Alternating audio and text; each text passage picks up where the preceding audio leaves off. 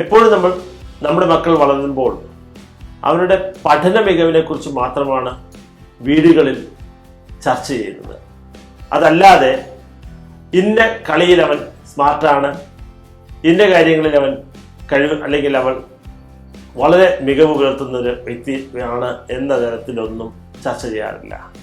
വാസ്തവത്തിൽ നമ്മുടെ കുട്ടികളെ വെറും പഠനത്തിനുള്ള ഉപകരണങ്ങളാക്കി മാറ്റാതെ അവരുടെ കായികക്ഷമത, അവരുടെ ശാരീരിക ആരോഗ്യം, മാനസിക ആരോഗ്യം ഇവയൊക്കെ രൂപപ്പെടുത്തുന്നതിൽ നിർണായകമായ പങ്ക് വഹിക്കുന്നതാണ് കുട്ടികളുടെ വ്യായാമവും അവർക്കിഷ്ടമുള്ള കളികളിൽ ഏർപ്പെടുന്നതും.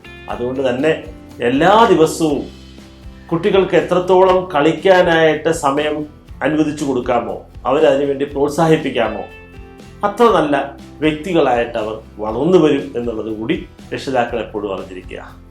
അതല്ലാതെ പഠിക്കുന്ന കാര്യത്തിൽ മാത്രം കുട്ടികളെ എപ്പോഴും ഇങ്ങനെ ശകാരിക്കുന്ന സമീപനം മാറ്റി അവർക്കിഷ്ടമുള്ള കാര്യങ്ങൾ കൂടി ചെയ്യാൻ എത്രത്തോളം അവർക്ക് സ്വാതന്ത്ര്യം നമുക്ക് നൽകാമോ അത്രത്തോളം കുട്ടികളുടെ സ്വഭാവ രൂപീകരണത്തിൽ കൂടി അത് പങ്കുവഹിക്കും എന്നുള്ളതാണ് യാഥാർത്ഥ്യം.